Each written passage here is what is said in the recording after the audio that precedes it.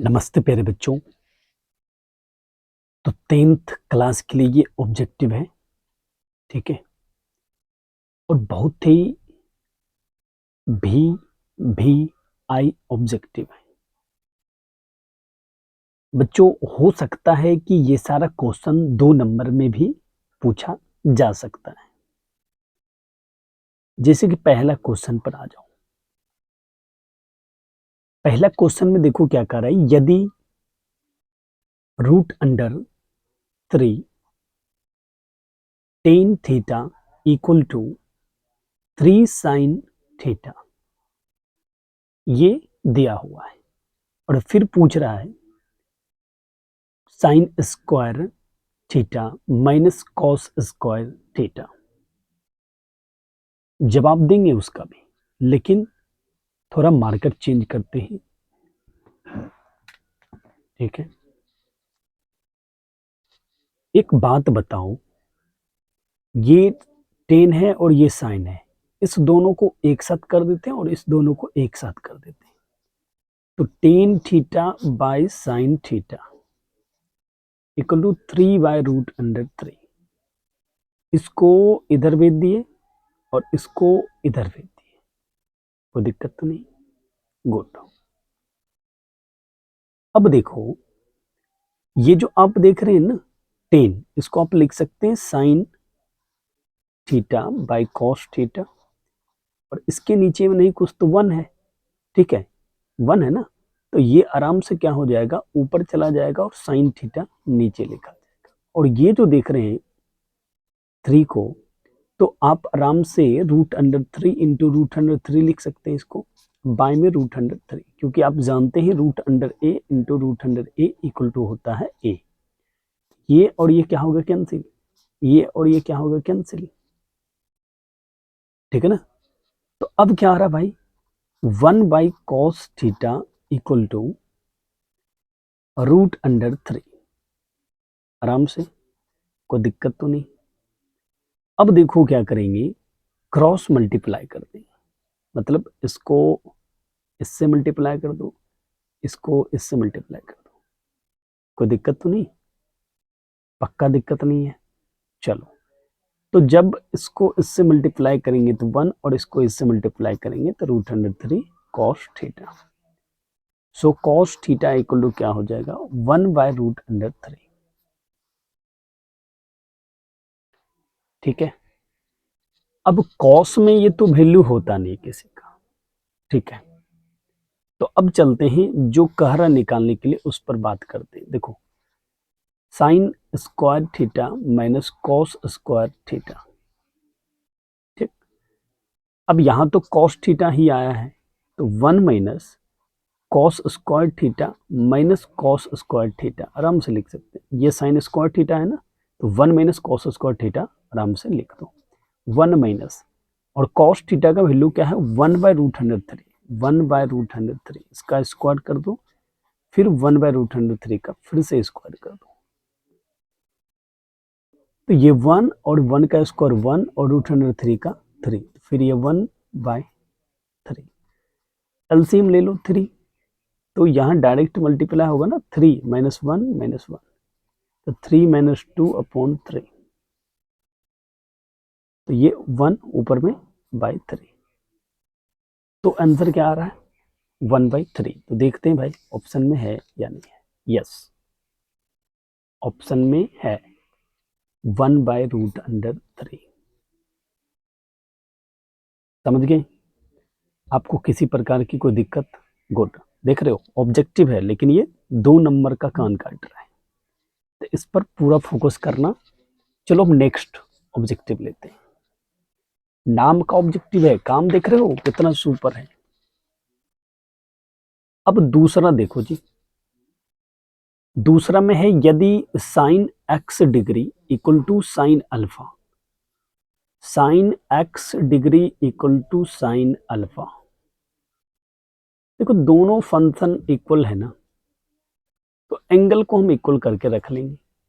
तो x degree equal to alpha. अब एक चीज जानो, 1 degree equal to pi by 180। तो कहोगे यहाँ तो x डिग्री है। अच्छा पहले सीधा कर लो ना, अब बताते हैं। जैसे x इंटू 1 डिग्री लिख तो सकते हैं ना, क्योंकि फिर मल्टीप्लाई करेंगे तो सेम बात आ जाएगा, इसलिए कोई फर्क नहीं है। तो x इंटू 1 डिग्री के जगह लिखेंगे pi by 180। So pi x by 180, pi x by 180, right. तो पाई x बाय 180, तो देखते हैं भाई अंतर में कोई अंतर नहीं है इसका, ठीक है, कोई है नहीं है। तो अब ये देख लो, ऑप्शन के अकॉर्डिंग मैंने काम नहीं कर सका, रीजन ये कुछ आ नहीं रहा, तो फिर आप आराम से कुछ लिख भी नहीं सकते। तो यहाँ पर कोई भी आंसर इसका नहीं है, ठीक है, कोई नहीं है।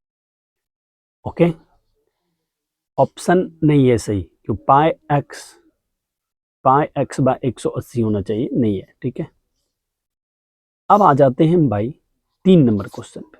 देखो क्या कर रहा है, बिंदुओं -2, 3 और 4, 1 को मिलाने वाली रेखा खंड के मध्य बिंदु ज्ञात कीजिए। देखो 2 बिंदु आपको मिला है, ठीक है,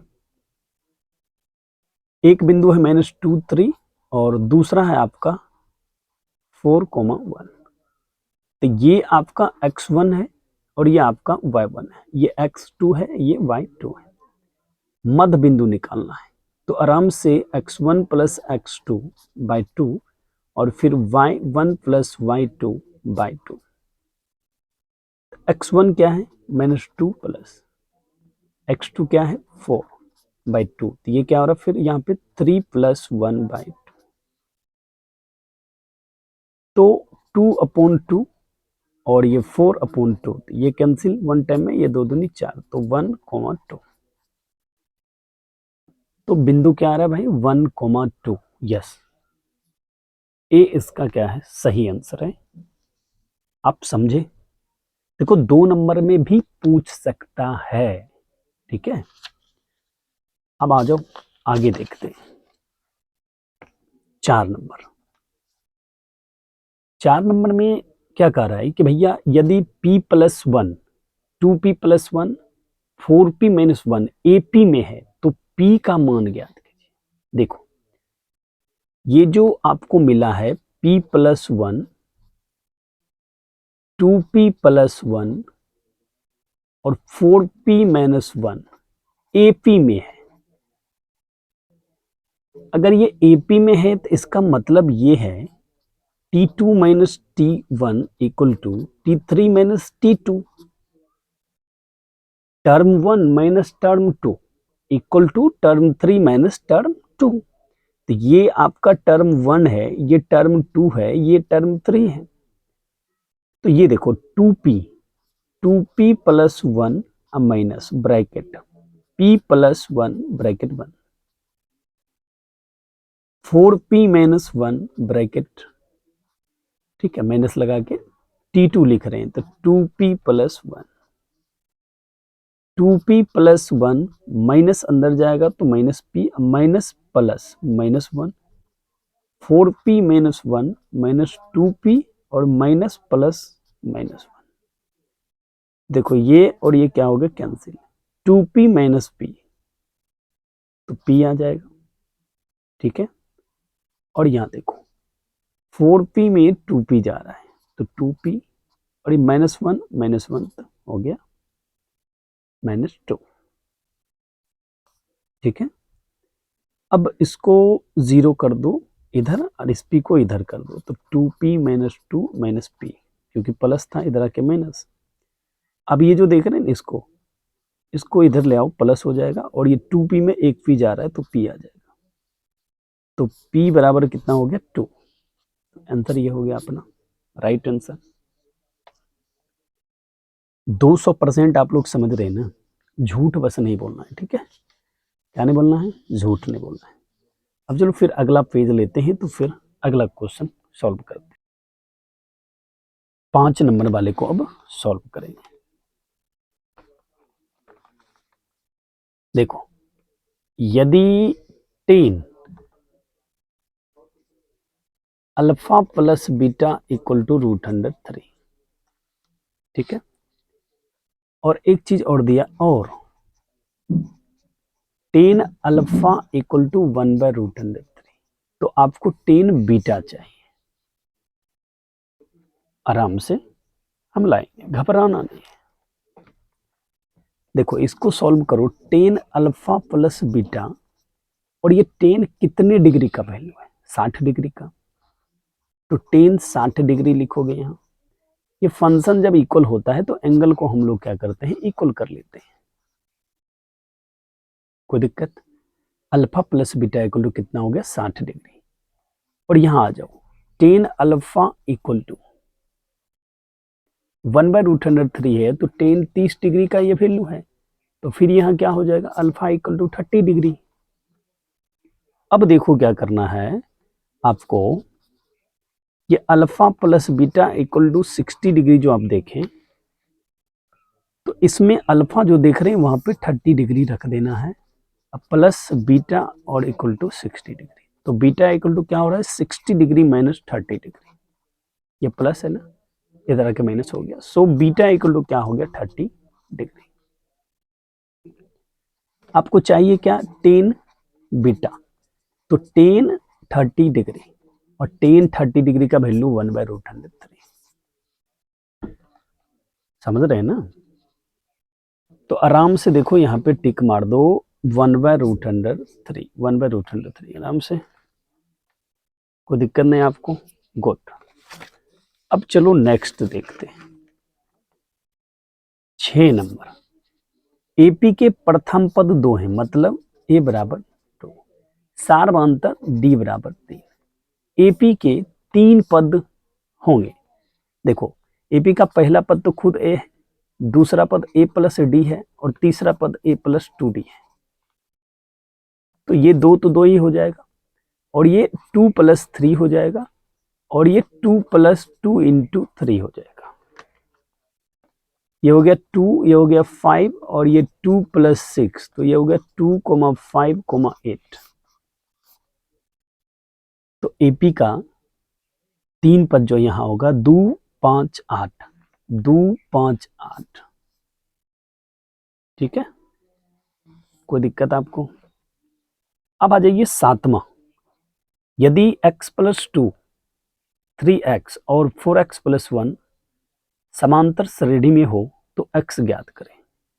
ओ x + 2 और 3x 4x + 1 AP में है। देख भाई, अगर ये AP में है तो इसका अर्थ है T2 - T1 = T3 - T2। ये T1, T2, T3, ये 2 वाला ना इधर, 3x minus bracket x + 2 bracket 1, 4x + 1 minus ये 3x। कोई दिक्कत आपको? 3x माइनस x माइनस 2, और ये 4x + 1 माइनस 3x, ये 2x माइनस 2, और ये 4 में से 3 चल जाएगा, तो x + 1। तो आराम से क्या करो, 2x माइनस 2 प्लस है इधर कर दो माइनस, ये प्लस है इधर कर दो माइनस, इससे माइनस कर लो तो x, और ये -2 -1 तो हो गया 3, x = हो गया 3, माइनस था उधर कर दिया प्लस हो गया, x = नन ऑफ दिस। ठीक है। तो प्यारे बच्चों, ये सारे क्वेश्चन का सॉल्यूशन हम भी अच्छे तरीके से दिया। ठीक है। आप लोग अगर नहीं समझे होंगे तो मुझे कमेंट कीजिएगा और पूछिएगा कि सर मैं नहीं समझा, तो मैं आपको जवाब जरूर दूंगा। ठीक है। और लगे कि कहीं मिस्टेक हमसे भी हो रहा है तो मुझे भी कमेंट कीजिए। Right? No? Love you, thank you video को देखने की।